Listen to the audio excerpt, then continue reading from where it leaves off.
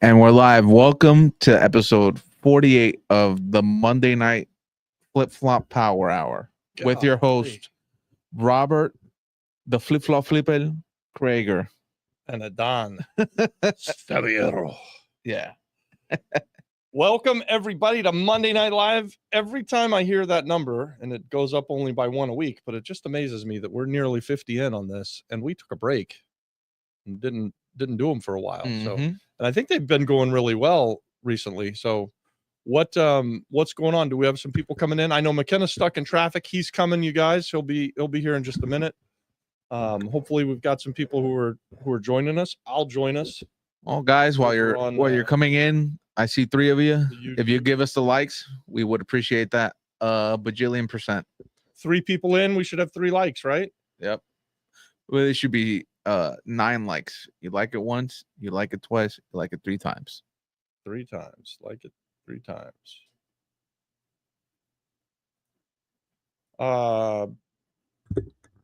The blockchain, guys, is going crazy. I know we're a real estate community and we talk about real estate. That's really what I always do, but I had some guy pay me some money in the blockchain years ago, and then I lost all of that down to like 90% down for all these years. And finally, just now, it's back up above. I'm in the money. I'm in the money. Time in hand. No. Dave McCallie's like, you're finally up. Sell. I'm like, no, it's going up. I gotta stay in. He's like, sell it now. Give it to me. What would you guys do? Leave me a comment. Let me know. Should I just dump this blockchain stuff and stick to what I know, or should I keep going? I hold it until the first day of presidency. I'll probably fucking blow up then. Man, it sure does seem like the new president-elect, Mr. Donald Trump, is going to be good for the blockchain stuff. Yeah. I don't know if he's good for real estate or the economy. Jonathan says hold. I like diamond hands. Let's diamond hands this shit. And I hold some good stuff. You guys, if you follow it, I hold H-bar. That's my biggest holding. Oh, and it was up 50% today at one point. And I held. Now it's up 40%. So I should have sold. Dave was right. Dave is always right. And then the other one I've got is XRP, and XRP is going nuts. Although it hasn't done anything today, but last week it was going nuts. I'm up too. Yeah. I bought at 7 cents. We're at 13. Yeah. Fuck yeah. Damn it. I need to buy more. H-bar's going nuts. I don't know why exactly. And I do have a really good reason why I own H-bar. It's because why don't you tell us? Some guy at church told me that that's what he did one time. So I was like, all right, fuck it. I'm in. Let's do it. See, you guys that run all the numbers and never do a deal because you're still running the numbers, take it from a 26-year veteran in real estate who runs probably who someone calls and said, hey, I got the deal of a lifetime. You do? Give it to me. Let's go. Do you want the numbers? No. Didn't you hear me? Give it to me. So just go do the deal. What are you waiting for? Jump in with both feet. If the guy at church says that he's an H-bar, you're an H-bar. You know, if he said he was in Bitcoin, I'd have been in Bitcoin. It's like, hey, I got $1,000. I can put it in there. There you go. So speaking of Coinbase and all that stuff, of cryptos, sorry. When do you think we'll start seeing tokenization in real estate through I think there are people already doing it, smarter people than us, and there are actually people in our Apex community that are working on it. Johnny D's been working on it for a long time. Yeah, we've had a couple of deals where we thought about doing it. Almost. I think it's a really, really good idea. Like if you're going to invest in hospitality or something anyways, and you could put it on the blockchain and then sell off little pieces of your stay, even as low as like nightly stays or something. I don't know. I think there's going to be a lot of money made with real estate being held on the blockchain. I also think that titles and stuff like that naturally need to go on the blockchain, especially like here in the island of Puerto Rico. Yeah. So that's an interesting question. Like, you know, we say we don't have data because we're like the blockchain capital of the world. We probably get to have this kind of intellectual leapfrog from the Stone Ages, where we keep title on something that looks a lot like the 10 Commandments, a big rock, you know, you chisel it in. Robbie owns this. and now it's going to jump into the blockchain, and that's pretty cool when that happens, and you can store all of the data on the blockchain. I think that's going to happen. Yeah, I believe that. And I think it's going to be sick, because then I don't have to go wait around and make my offer through a realtor or anything. I could just go straight into the blockchain and buy or sell my stake right there. I think that's the future of real estate in general. Yeah, you have instant liquidity, right? Yep. You can trade in it. I mean, so seriously, I didn't trade my stuff that was on Coinbase today, but I can move that stuff in an instant. Even an idiot like me who doesn't know anything about technology can do it. So, and there's going to come a day where you could invest, micro investments into real estate. What do you guys think about that? Would you invest in real estate tied to the blockchain? Did you hit up any auctions on the West Coast yet? We went to Mayagüez once and saw some Which stuff was over probably the best auction. Today we missed one. And I don't know if Alan will be on, but Alan told us, he's in the Apex community, and he told us last week about a condo in Bayamon, and it was a third auction. So we weren't sure it was going to go, and it ended up going back to the bank at the third auction, but could have been bought for 50 grand. And we thought it was worth maybe 150 grand. So that was unfortunate. Angel says there is something, it's called Fundraise, but I know that app you're talking about. I thought that was more for like syndication projects. Like you can buy What's it called? Fundrise. Oh yeah, I've heard of it. I'm not familiar with it, but yeah, but I believe their structure is you're buying a syndication project. You're buying into, like, if you syndicated the Nineplex, for example, they can buy into that project, in and out of that project. Yeah, that's what I mean, that's what you want to be able to do with the blockchain too, right? You want to be able to trade in and out. That'll be great that's another thing that it solves, the liquidity problem for Puerto Rico. Like, it's really hard to borrow money out even on cash flowing assets. We just had Bill sitting in the studio here talking to us before we went live, and we're talking about different strategies to borrow money. But the blockchain could solve all of that. And you can get rid of the banks. You don't need a bank. Yep. You just need a liquidity pool. That would be great. And guys, this platform works a lot better if you guys keep asking questions. I know they're starting to pile up here, so go ahead and keep asking questions. Hit that like button. And I got one more here. Eddie says, how do you suggest buying multifamily where the cream is almost as high as the MAO? Anyway, NOI, net operating income. It says MAO, maximum allowable offer, MAO. I know I don't. If you can't negotiate the crim down, and I mean, what you're saying is that your maximum allowable offer would only pay the taxes, so probably you're going to get told no by the people who are selling it. Well, I would tell the people that are selling it, like, if you can get your crim number now, then we can make a better offer. But if not, then, I'm probably going to have to discount the $15,000 or stuff that. And when you know stuff like that, sometimes it's just not a good enough deal, right? Like, they just don't have any equity. And so unless they're going to give you the property, it doesn't work. Yeah. There are crim amnesty periods in Puerto Rico. So there are times when the sellers or the people who own the property who haven't paid their taxes in decades, let's say, they can go get release of all of the back interest and penalties and stuff like that. So they call it like a tax amnesty, and they work really well. We've seen that happen. So you could look for that. You could look for this time when that happens, but it's not super predictable. I think it's kind of predictable that it happens during election time. You've heard of it, right? Where you get this tax amnesty. Yeah, they start discounting everything. Yeah, because there's no real way to make people pay the crim unless they want to sell the property. Really bad system. Yeah. We won't even need lawyers to transfer deeds on the blockchain. I agree 100%. That's awesome. But then you don't get the real estate lawyer stories that I get to witness when you go to closings with this guy. So, I mean, it's a trade-off. That's a good trade-off. I'll trade I'll trade. I mean, we have some lawyers who we like and we love, actually, that we do a lot of stuff with. But if you can get lawyers out of the way of a deal through smart contracts and things like that, Yeah. wow, it makes things cheaper and faster and easier. And then you don't have an idiot lawyer trying to screw up your deal every now and then. Eddie said, And I can talk about idiot lawyers because I married a lawyer, so I'm allowed.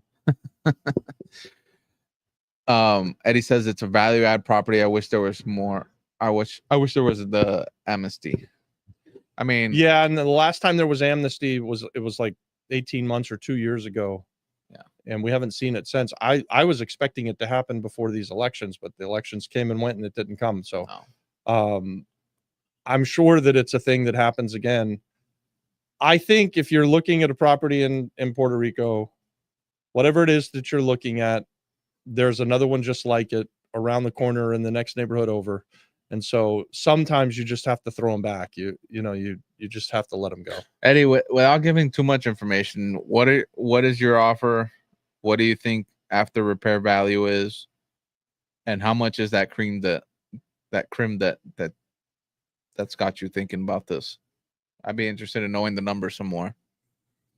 And is it I assume it's in a state, right? Yeah, well, yeah, and is it an inheritance? Is it you're buying direct from owner, foreclosure? Which one is it? Yeah. Oh, well, if it's a foreclosure, what are the rules on taxes with the foreclosure? Are they like 5 years the plus bank one? is supposed to clear. If you're doing it through a bank, the bank is supposed to give it to you free and clear. Supposed to. But if you go to the foreclosure sale, what happens? They're supposed to give it to you free and clear. So it's supposed to be part of the judgment. It's supposed to be. Okay. So if there's a crim debt, so Pip says, so if there's a crim debt you can't sell or you can, just that you would need to pay the crim debt with the money on the sale. So yeah, so that's right. When you're going to transfer the title, everything has to be and I'm not reading the question, but I think I understand the question. When you're going to transfer the title, the crim, that's really the only time that they are going to be sure that they get paid. So if, let's say you're buying a property that's $50,000 and the crim debt's $45,000 because they haven't paid the taxes for 45 years and they were $1,000 a year. When they go to transfer the title, that's when those taxes are going to get paid, and there's not a lot you can do about it. I do think that sometimes, even when there's not amnesty, you can negotiate taxes.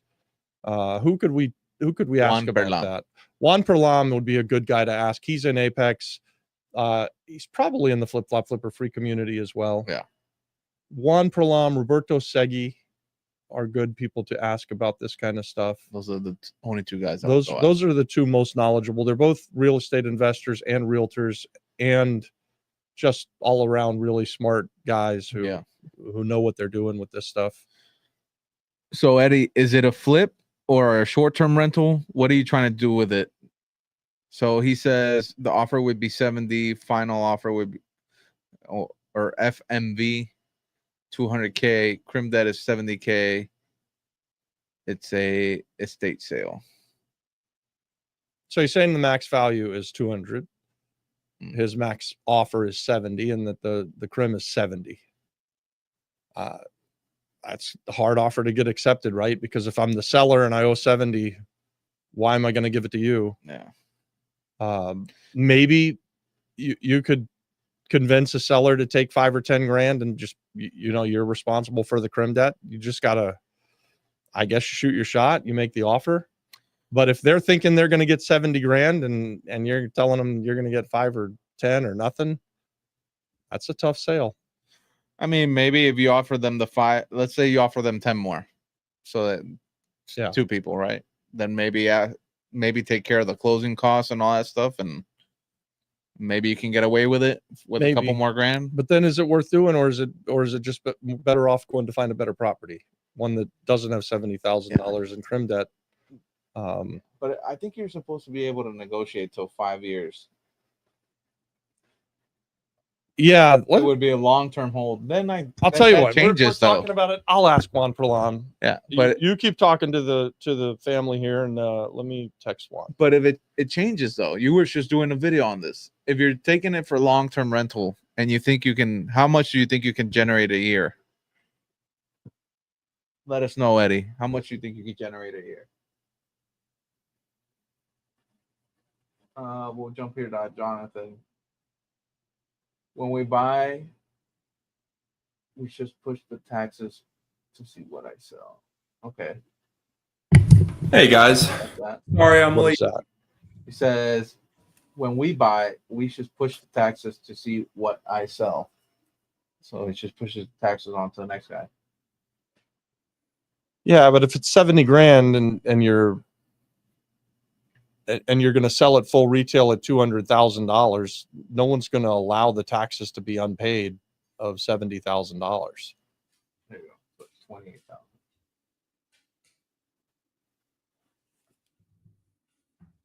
14%, 15% cap.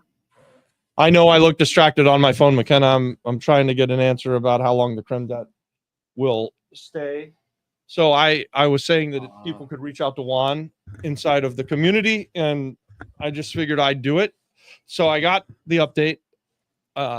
He says that you should be able to negotiate off everything except for 6 years of the back taxes.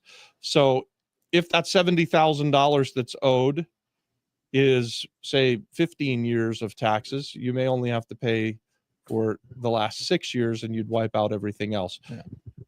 I don't know what the process is. He's texting me. Well, while he's doing that, if you're doing this as a long-term hold, I mean, and you need value add, I think with 7 years, you should be able to get all your money out.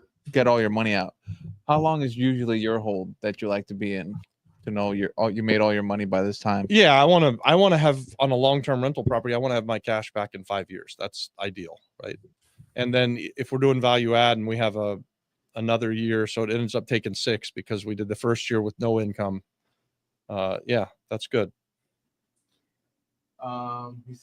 Jonathan says, when we buy the crib, we take over the debt and then pay off once we sell the property. Yes, I would. Jonathan, but have you ever taken on crib debt that's 70,000 or 100,000? And then do we know how many years of back taxes we're talking about in this case? Is it less than 6 years or more than 6 years? Probably more, 70,000. Because for a house that's 200 grand, you got to talk about multiple years. Yeah, you must be. That's what I'm thinking. You're talking about a decade or two more, even with penalties. Over 6 years, he says. Yeah, so maybe you can negotiate with the seller and get a great deal with the understanding that 70,000 is owed in creme, and then you're not going to give him 70,000 in cash. It'd be 35 years at $2,000 a year. Yeah. So they'll take anything. I think you can go to them and be like, so you might be able to negotiate it. Juan Perlon is telling me in real time here that it's called Article 330, and you can look it up and find the info on it. You need a deed, the seller's name, and the buyer's name. And he's even saying that he could help with this. And he's really good. So we've seen Juan and do some really great deals. We've done some really great deals with Juan. If you want to get his help, just reach out to him inside of Apex, and then I'm sure he's going to charge you a fee. He's a realtor, but maybe he can get a commission, and you pay him a fee for helping you with the taxes. Yeah, and it would be well worth the time and effort and money to do that. So something so send him a message on school and get to it with him. He'll be able to help you. And then once he helps you, or what's your journey, let us know what happened. Yeah, please. Something I like to do too when there's a deal. That's what our community on school is about, right, guys? We want to be able to answer these kind of questions and put you in touch with the right person. That's all about. So that's why you should join Apex. Something I like to do too that I learned from Drew Schaffner you can go under contract with these with the intent and even have it in the contract that you're going to negotiate these debts away. So you make your deal based on the 70,000, and while you're under contract, before you even ever buy it, you get an agreement from the CRIM that they're going to reduce the amount owed to X amount of dollars. And nice. And that happens at least in the States, and I don't see any reason you couldn't do that in Puerto Rico. And that allows you the ability to, you negotiate like it's going to be 70,000 in taxes, but you only end up paying 20,000. You're getting a heck of a deal when you're able to do that. Yeah, and you're getting paid to solve problems, right? I mean, this is a big problem that the person selling it owes $70,000 in CRIM. How do they sell their property and get any money? Yeah. If you can figure this out, you get to get paid. So what does Drew do? Does he put like a contingency or something that says like, if I'm not able to negotiate under and get it under this number, then the contract's void? No, he'll do it as the way that it comes up with Drew is it'll be an inspection period, and then a permitting period, and an approval period, which all three of those basically give him unilateral ability to cancel for any reason. I guess it does get a little bit more specific, but I wouldn't spell out what you're doing. I would just try and get a long contract with a 60-day inspection period, which sounds crazy. I wouldn't do that. But people that have $70,000 owed on the property and they don't want it and they don't care and they know that it's a headache, they'll give you that time to try and solve problems. I would just say, hey, I need to put this deal together. I need to raise money. I need to do whatever. Give me 60 days. And in that time, if you can't strike a deal with CRIM, you cancel. But if you're able to strike the deal with CRIM, you then move forward with it in writing on a letter. Nice. All right. What's next? That's it. We solved that problem. That's it. We're done. The World live's peace. over. Live's over. Uh-oh. World peace right there. We're all good. Guys, put your questions in chat. I'm sure Robert's already said, but this works really well when we get a ton of questions and we can keep bouncing off. I just bought a house today. Over the weekend I bought it. So I have a pretty exciting deal that we've been talking about for a while, and we can talk about that if no one else has any more questions. Is that the one you did with Alan? It is, yeah. Sweet. Where's Where's Alan from? Say that again? What community is Alan He's from? from France, I think. No, I know he's from France. I do think he's French. So the deal was that we From Apex.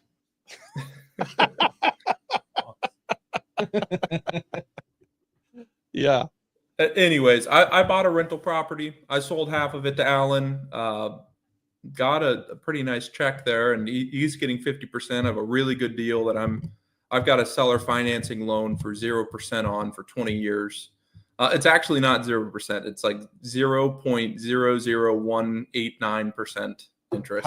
How did you come to that? It's the amount of money over 20 years, where if we a certain amount of payments, 20 years, and if we did it at zero interest, it'd be like 19 years and 6 months. But Ken wanted 20 years, so I said, okay, great. Wow. So that's what we ended up agreeing on. And so what's your monthly payment now for the next 20 years? It's going to be $1,083 plus insurance plus taxes.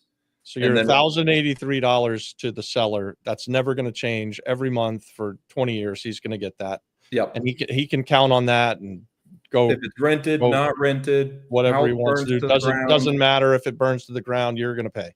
Yep. And you also have to pay taxes and insurance. Yep.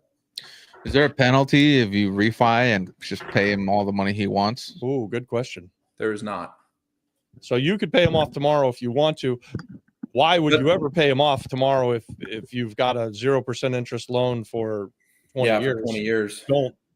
I think the only reason I would ever pay him off is similar to what Jerry did with you guys. If I can get a sizable discount for prepaying the loan, then it could be worth it. But Ken doesn't want money. He wants monthly income. He wants income. Guaranteed, and he just wants to go cruise the world. and make sure that he can afford to do what he wants to do for the next 30 years. Well, it makes sense, you know, because if you get that chunk money, it only lasts you like 6 months before you're broke again. If that. Yeah, it goes If away. that. So we got a good question here. How long did it take you to make your first million?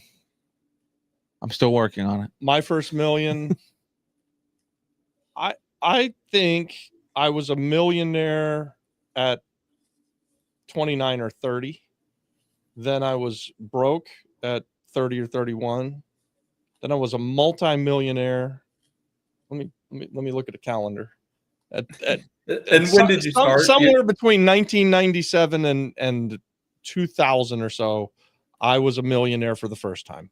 Then something happened with my business partnership, and that business went away, and I thought that I had gone broke. I had not really gone broke. I just had a business that broke up, and so definitely my net worth went down. I probably was no longer a millionaire, but I wasn't broke. I thought I was.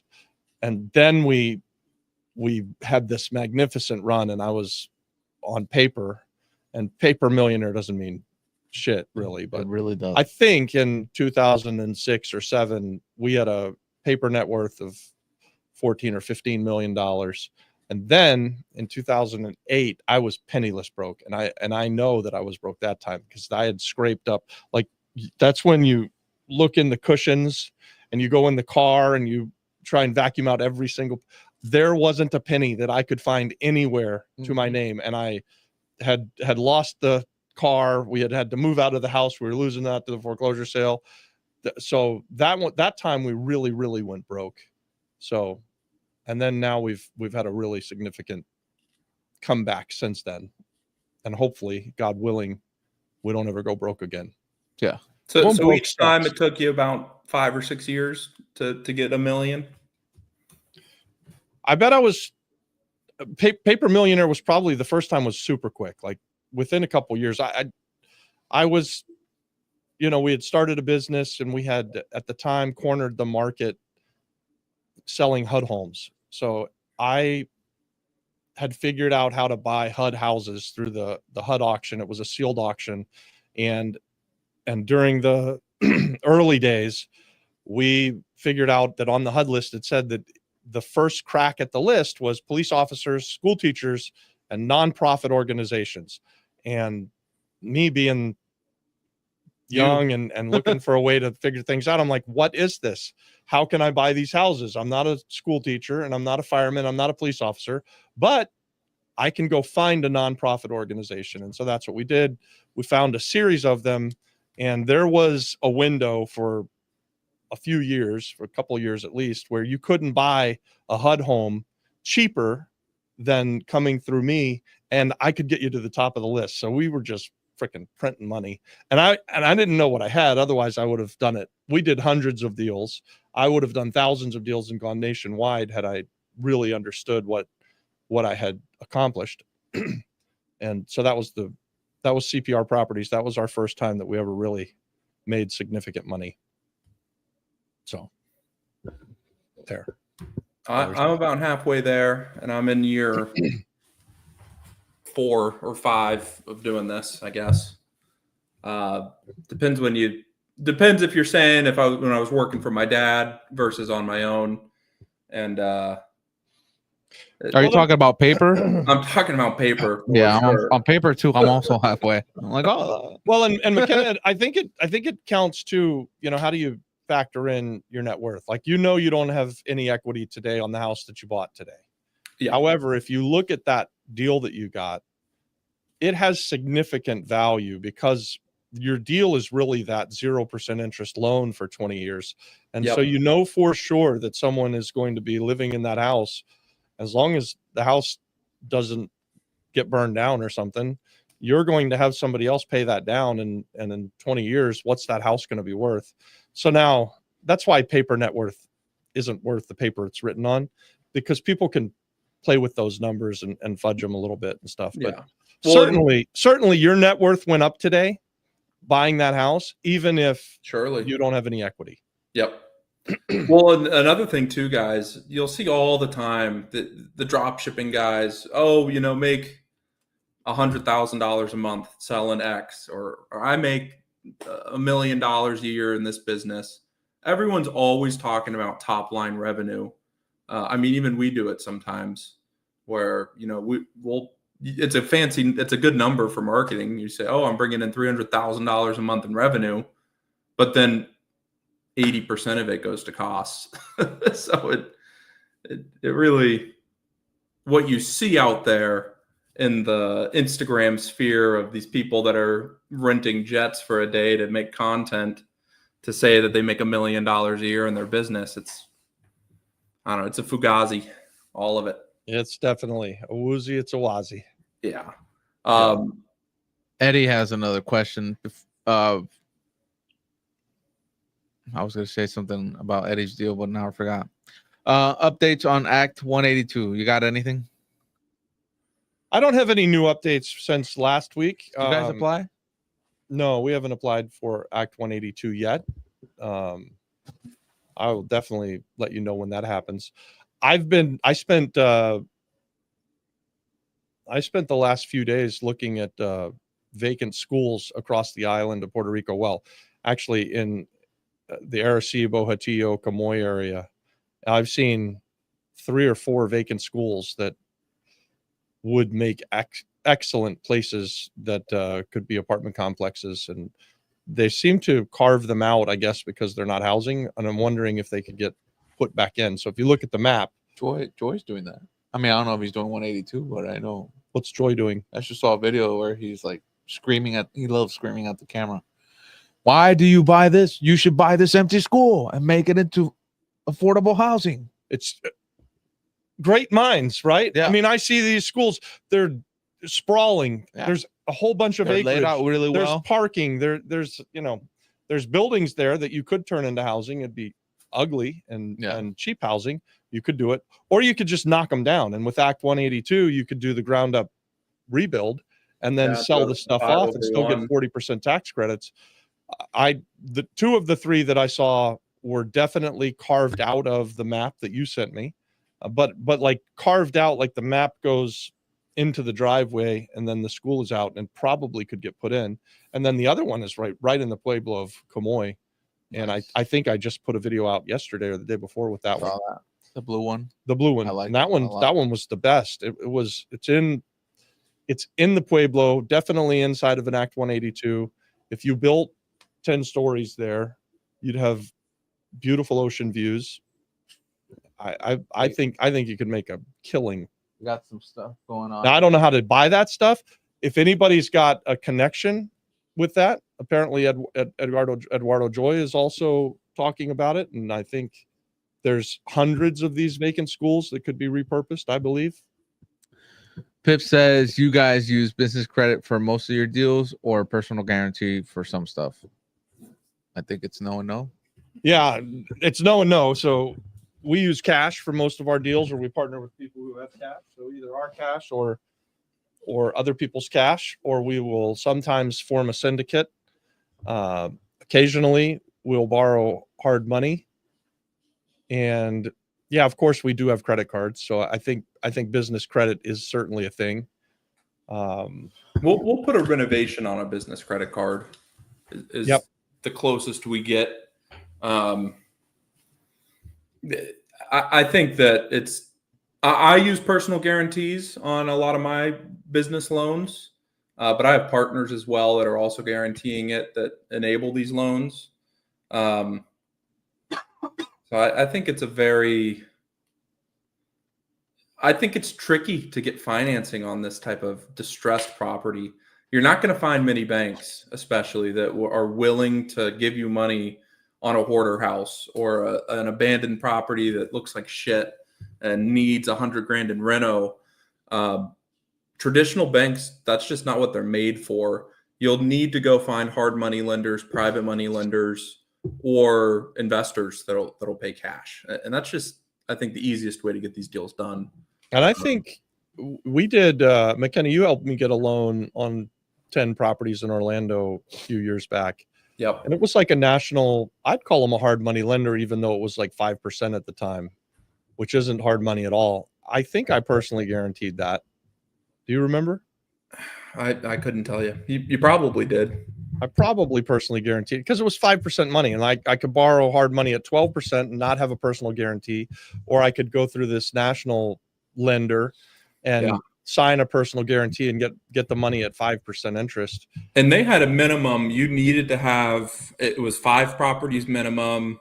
The minimum loan size was $1 million. So it's not like you could just go do a single house with those guys either. Like it gets very tricky to do these one-offs if you're trying to go through a bank. The banks just aren't going to lend on the type of real estate that's really going to make you a bunch of money, generally speaking. They're not going to lend on the distressed stuff. They're not going to lend on the stuff that doesn't cash flow. They're really only there to lend on stuff where you're going to live in it or it's already cash flowing. And in both of those situations, if you're buying something to live in it or if you're buying cash flowing real estate, you're pretty much paying retail, right? Absolutely. Yeah. I think you're paying a cap rate at the very best.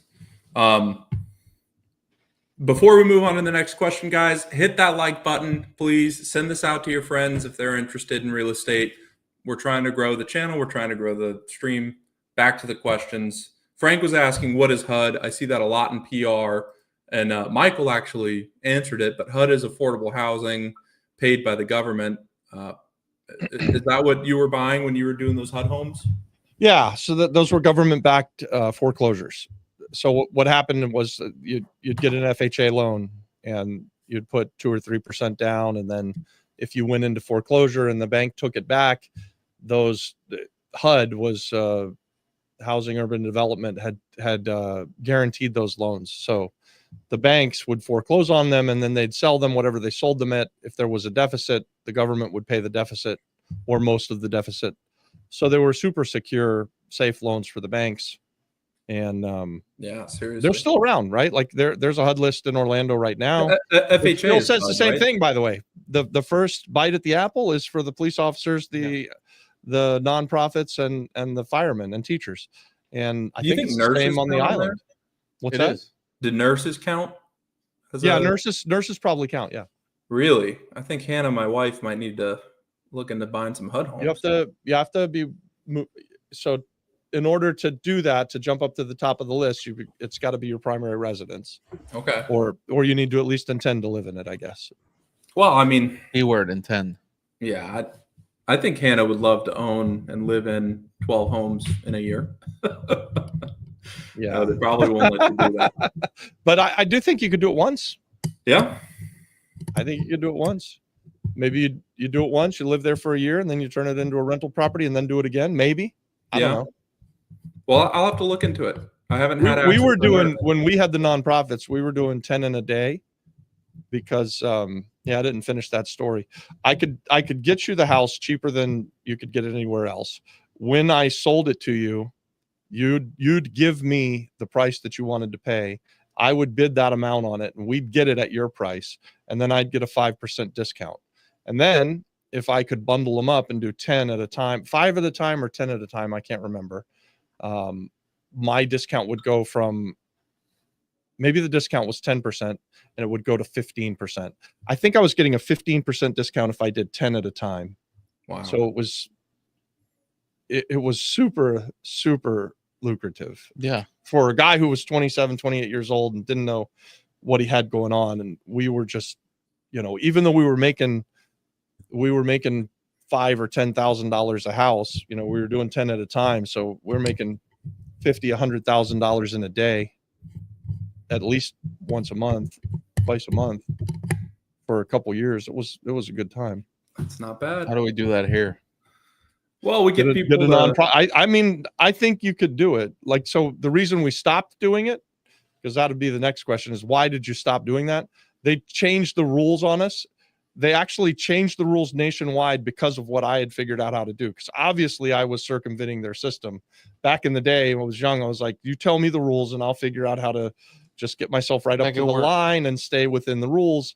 And the first time they changed the rules, we very quickly switched the way we were doing it. And then by like the 4th time that they changed the rules on us, they really dialed in and made it very painful for us to continue to try to do it. So we were just like, forget it. Yeah. And by then we'd moved on. Maybe by then our business had blown up. I don't remember, but anyway, what's Got the another next question? question? Michael is asking, Estorbos Publicos is what I want to see purchased and fixed up in PR, but it's a very complicated, difficult process. My question is, why is it so difficult to buy these Estorbos Publicos? I don't know why it's so difficult, but I agree with you that it is extremely difficult. So several years ago, I put like a half a dozen of them under contract. I actually put a deposit down with a company that had the right to sell them, and they were marketing them. Mm-hmm. And I sat and I waited for 6 months. Nothing happened. I called up and said, "Hey, what's going on?" And they said it's coming. And then I waited another 6 months. And then finally I just said, "Give me my deposit back." And I got my money back, thankfully. And I don't know if those houses ever sold or not.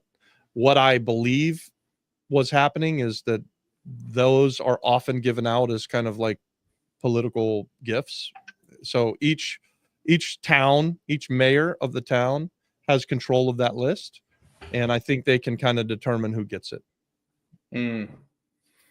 So if you're in the know, and if you ever try to chase this rabbit down the hole, you're going to find that person on the island that says, "I've got the in. I've met that guy. It's been 10 different guys 10 different times, and so far no one has ever been Successful. no one's really been the guy who had the end to get those deals done." But yeah, I wish I had a better answer. I think that it's just a bad system, and it's just classic corruption. It's more set up for political bribes than anything else. And I certainly, I'm not. I agree with that. I can't prove that, but that's what I think. Well, and it could just be typical inefficiency. They have. So there you have it. And now I just assured that I will never get one. At least you didn't go like town per town. This town, that town, that mayor, this mayor. That, well, they just might not have any, benefit monetarily for them to sell it as a mayor or whatever, but it's a lot of work for them. So well, I do think that there's not a lot of political clout that comes from giving a gringo a house, right? Like, so if I'm in line to get one of these Restoro Publico houses to fix it up and then to resell it, or there's someone who's been living in your town for their whole life and they're going to get that guy's vote and all of that guy's family's vote, why would you give it to me? Yeah. I mean, even I can see that, right? Like, that makes no sense. I mean, it's the same as HUD houses, basically. You're Puerto Rican now. The tallest Puerto Rican we have. Yeah. Does Section 8 pay well in Puerto Rico? I think it does. I think it pays fair.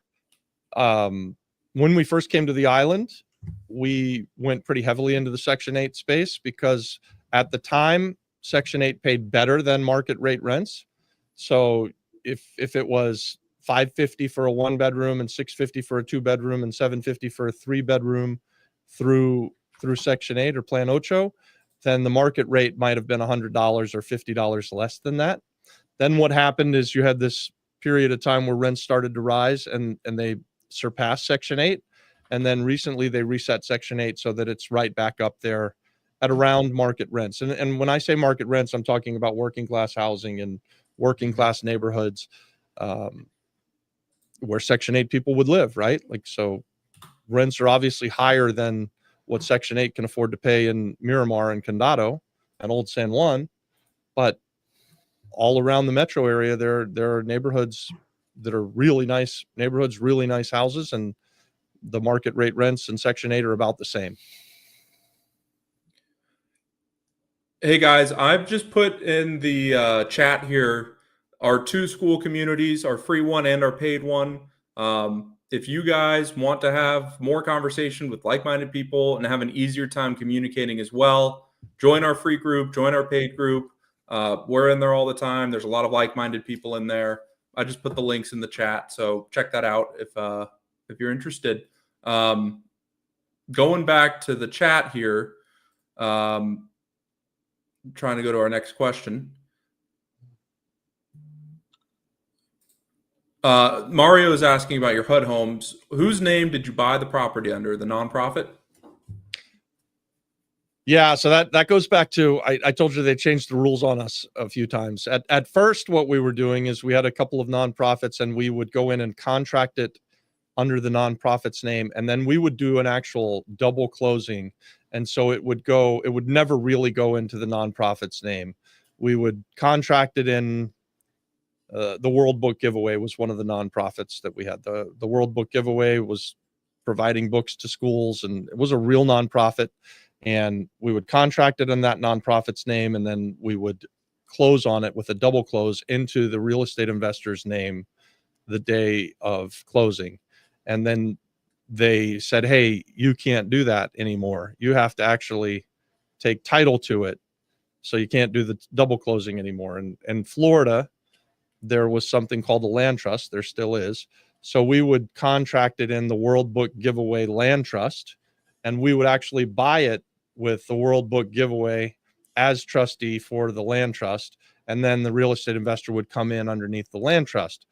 And we did that successfully for a couple hundred times. And then they figured out what we were doing, and they said, no more doing that. You have to, and it went round and round like that for a couple of years, and they finally made it more difficult than it was worth. By the end, we would have to buy it directly in the nonprofit name and submit all of the receipts for all of the money that we were using to fix it up in order to be able to then resell it out of the nonprofit's name.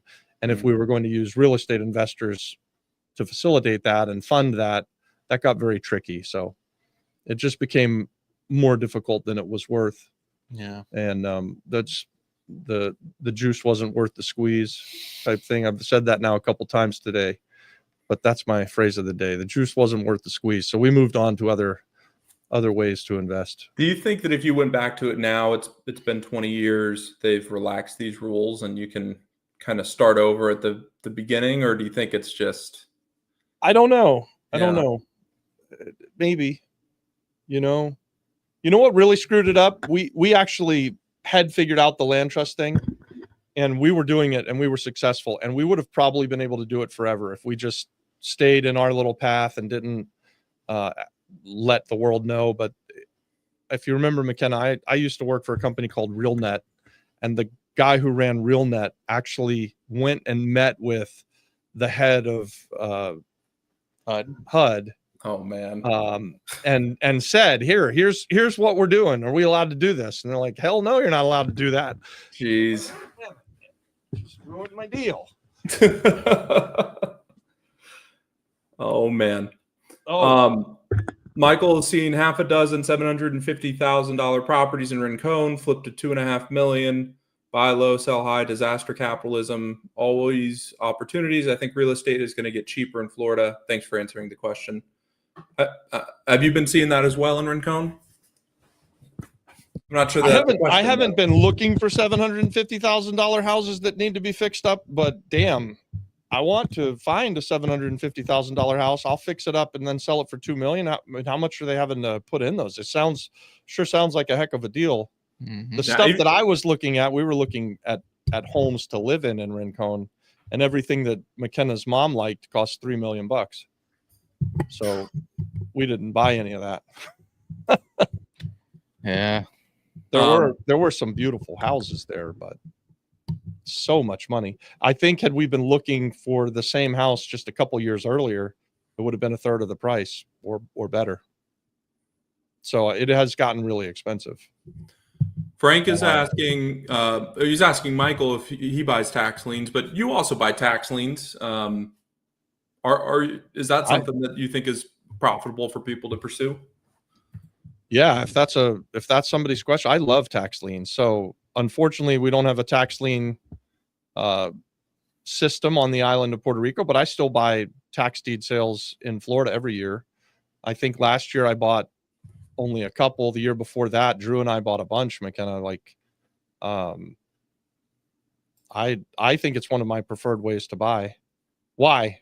Why do I like to go to the tax deed sale? Is because anybody who's losing their property for their back taxes, those are distressed sellers. And generally speaking, they're going to be a good deal at the open of an auction. So if you get to say a house that you're living there in Conway, Florida, if something in that neighborhood is going to a tax deed sale, even if they own $30 or $40 or $50,000 in taxes, those houses are all $500,000 and up.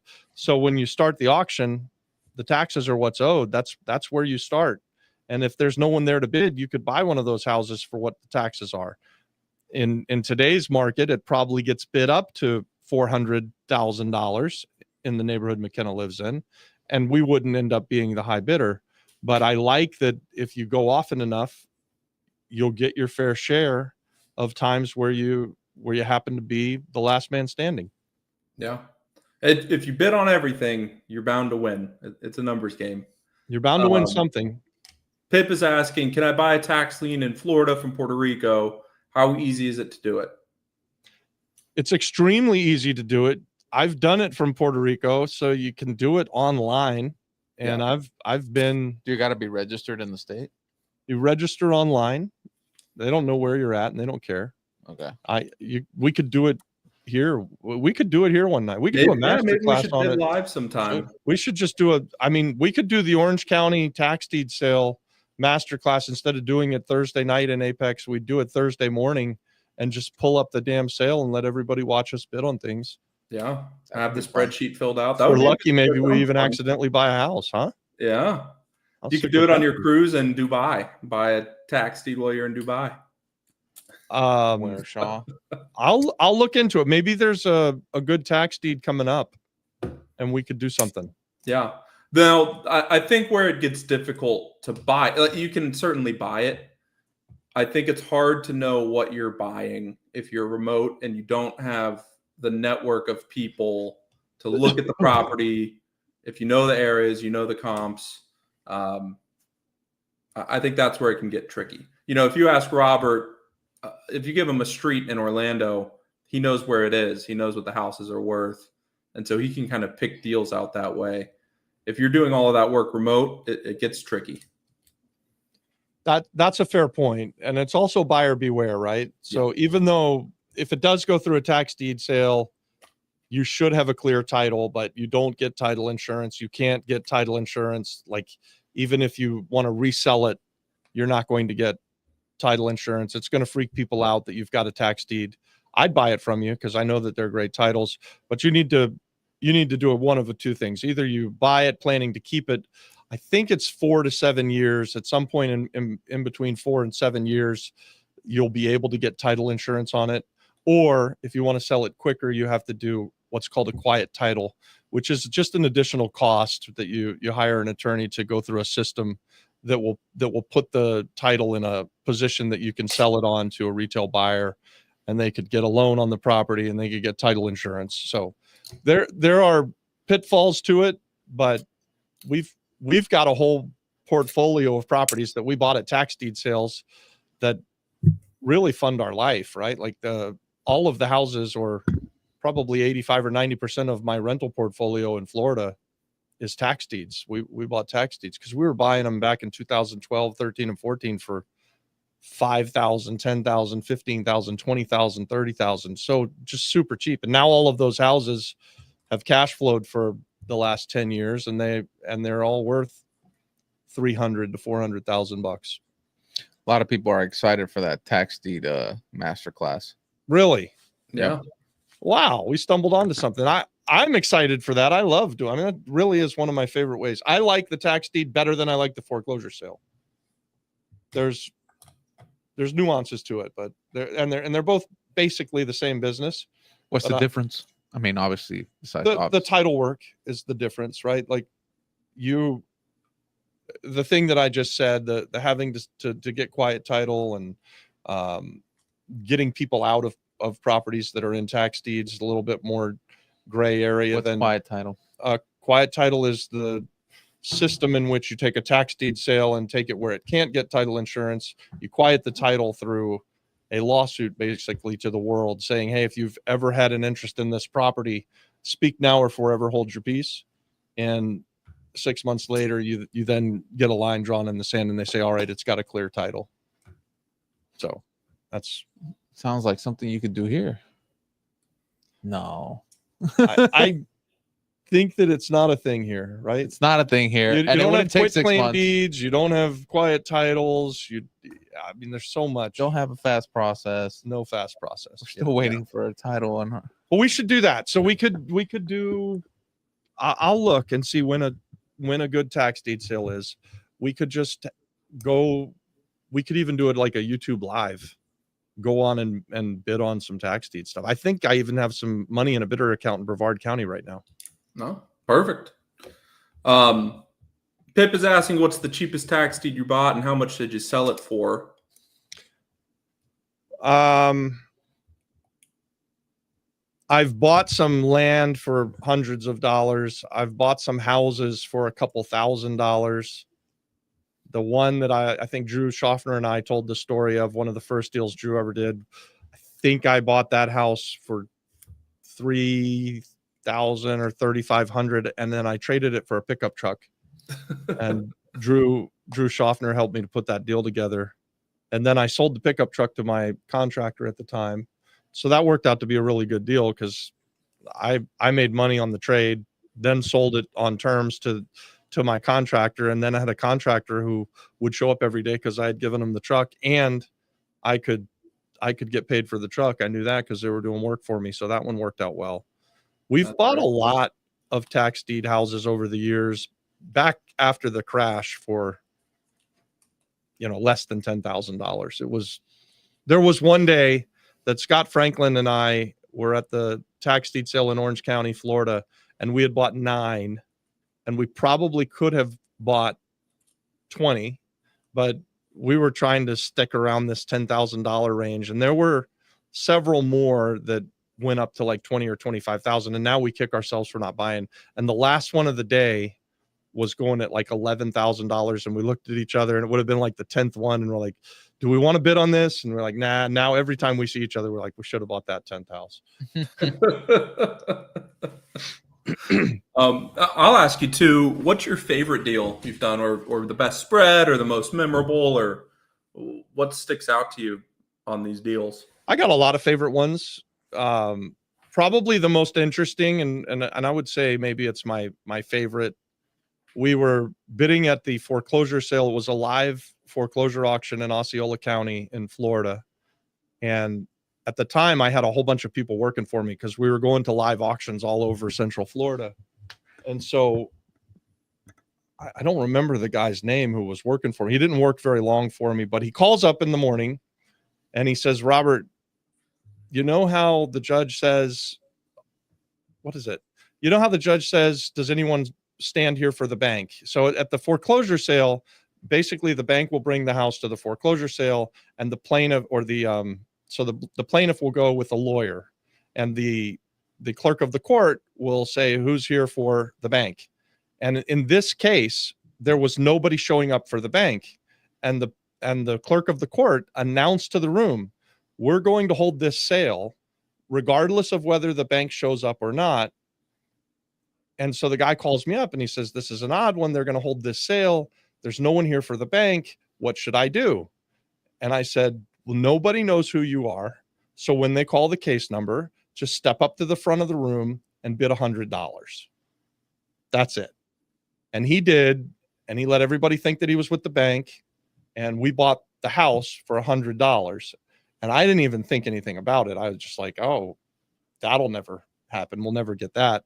10 days later, we got the actual certificate of title because it was $100. We paid it. We had paid in full. And I was like, what is this a title for? And we're like, holy shit, that's the $100 house.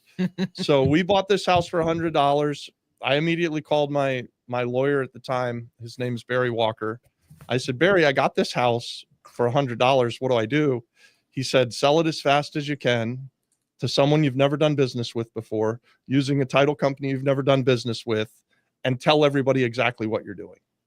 And so I did. We sold it for $106,000 that afternoon. I mean, literally got the title for the house. It was in South Orlando or Osceola.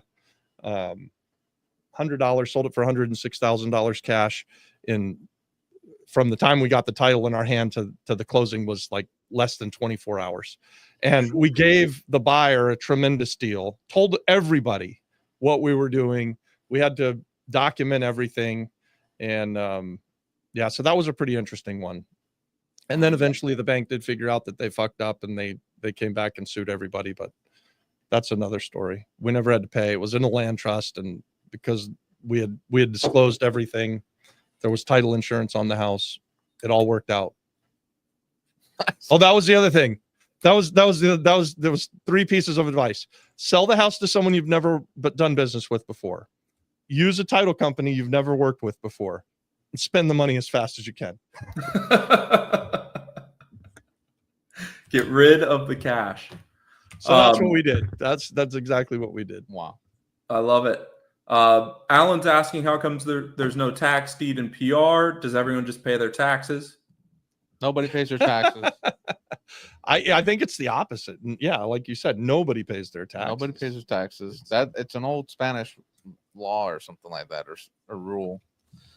Yeah, I wish I knew why there's no tax deed in PR, because if there were, we wouldn't have all these blight houses all over the island.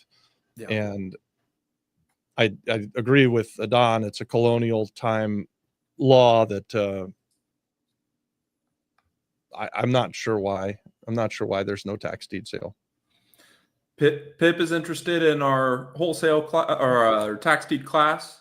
Michael's asking if you have a company you recommend for surveys in Puerto Rico. Huh. Usually, Michael, if you're in the Flip Flop Flipper community, the free community, or Apex, ask the question in there, and we'll find someone. I don't remember ever getting a survey. I think we've land surveys. Yeah, like a land survey. Didn't you do one for Lattice? No. Yeah. Did I? You didn't, but your team probably did. Well, okay. So I think we can probably find someone we've used. I would not go so far as to say that it's a recommendation.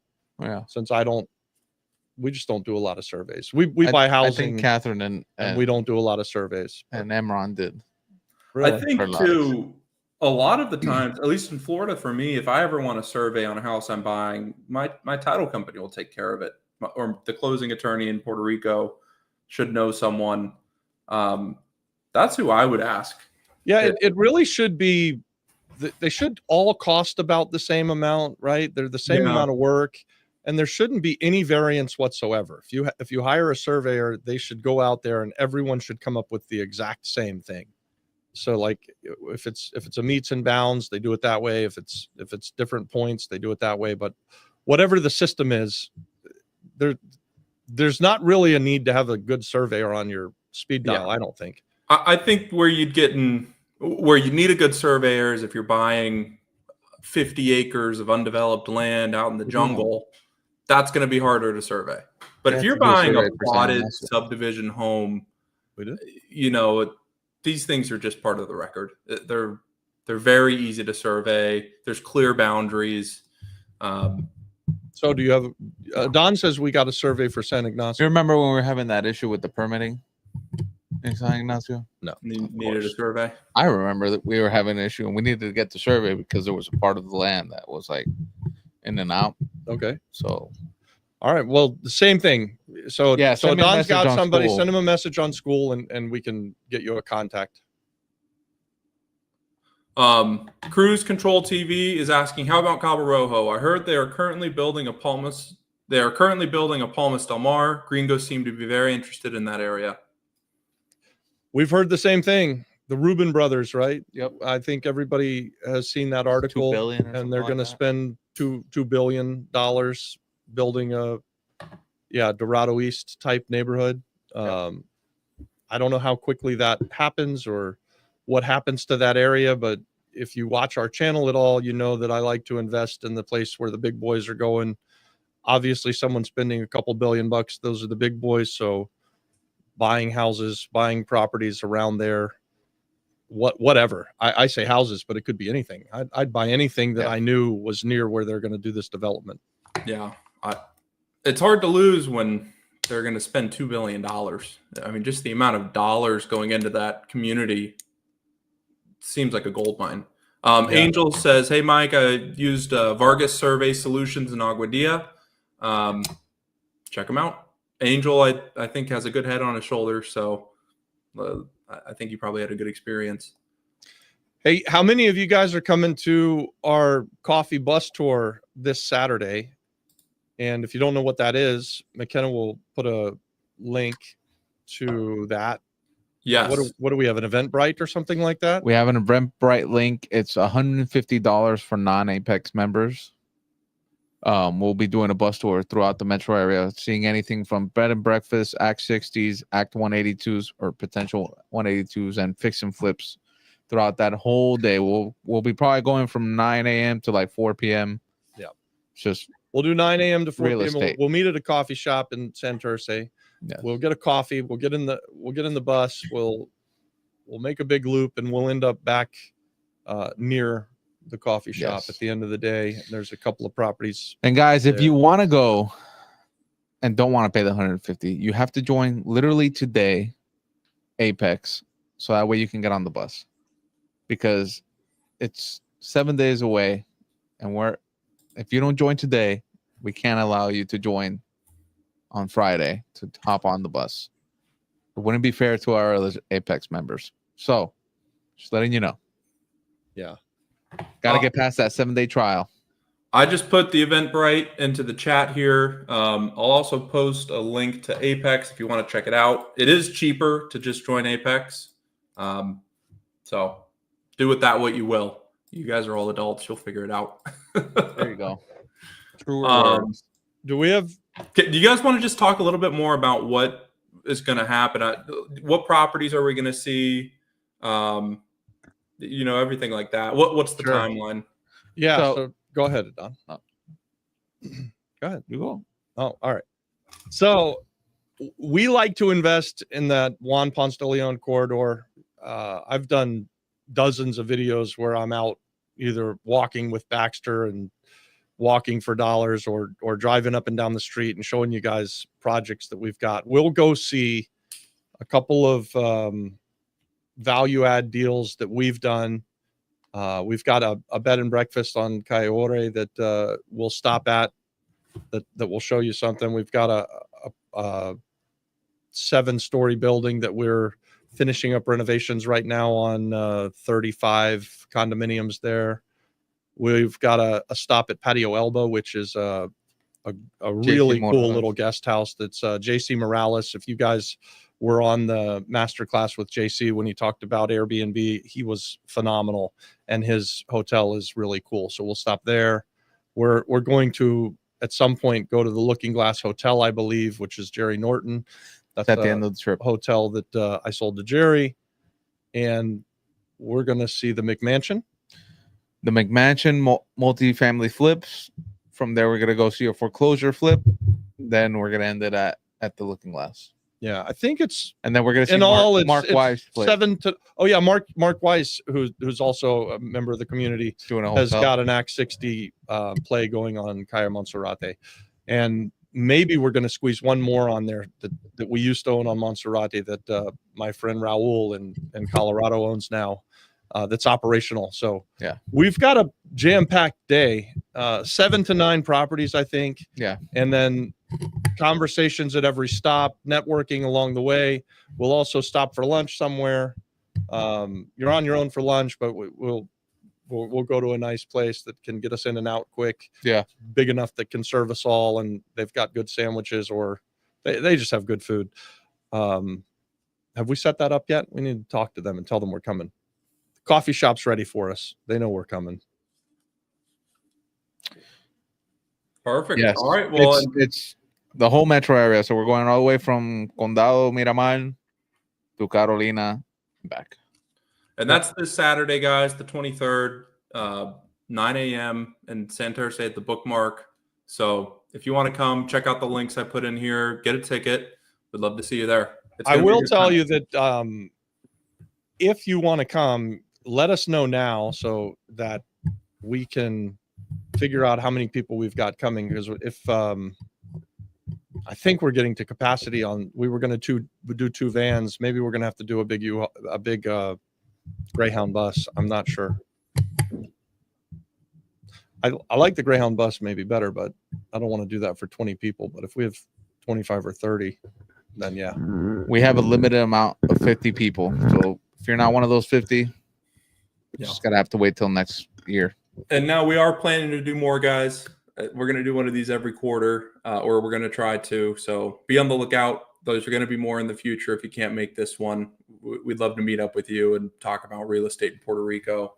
It's pretty cool too. Like Aaron is flying in, and we have Otto's flying in, and there's I think maybe even a couple of other people that are planning to come, and they're flying in to go on this. And this was kind of because we're having Thanksgiving and McKenna was going to be here and Adon was here. We're like, we want to do this. Let's do it. So this came together very fast. I think it's going to be a spectacular event, and yeah, we'll definitely do more of them. And this is a great time for you guys in the community to come and not only get to spend time with us, but get to spend time with each other. Yeah. And so, our heart, guys, is to facilitate more real estate deals being done. So that's what we hope. We hope that you come and you meet people. You generally do business with people who like and trust. We hope that like and trust us, but we want you to meet us, and we want to meet you. Yep. And we want you to meet each other on the bus and get to know each other and do deals together, right? Like that's where it's at. Yep. And guys, I think that's it for the night. I see a couple people are making connections, Albert and Michael, and I think Frank was talking to Michael. Once this is over, the easiest way for you guys to connect, if you all join the free flip-flop group, you can direct message each other, because once we end this stream, it's going to stop you guys from chatting. But on school, you can exchange information and get everything set up there. Put the link up one more time for the free community. And guys, this week you should be scheduling your strategy call with the Apex flip-flop. Yeah, we haven't even talked about that. Yeah, so let's put that link in there. So that's the free community. Join the Flip-Flop Flipper community, and you can set up a strategy call with me if you'd like. You can set up a strategy call with McKenna or Adon if the schedules get crazy. I was on back-to-back calls today, and wow, I'm a little tired. Yeah. I think I did nine calls, seven to 9. I think I had 7 scheduled and ended up doing 9 because we got confused on who I was supposed to be talking to one time, and that person just was like, yeah, we're supposed to talk. That was awesome. and then somebody called me out of the blue, and I'm like, well, let's do it. I'm on a roll. Yep. So the link to sign up for that, guys, and everything, it's here in our school community. Thanks so much for coming to this week's live. It's been very fun. Sorry I was a little bit late. Any other announcements, guys? I think that's everything. We got a lot going on this week, and then the week after that's Turkey Day. So, yeah. Are you gonna put the calendar, or are you just gonna make them do it through school? They do it through the flip-flop. They join the flip-flop flipper, and then they go into the calendar. Yep. Yeah. There's a link to the calendar in the flip-flop. And if you're already in the flip-flop flipper and you want to set a strategy call, go do it. I'm happy to talk with you. Spots are filling up, so do it quick. All right, guys. Have a good night. Good night, guys. Good night. Thanks. God bless.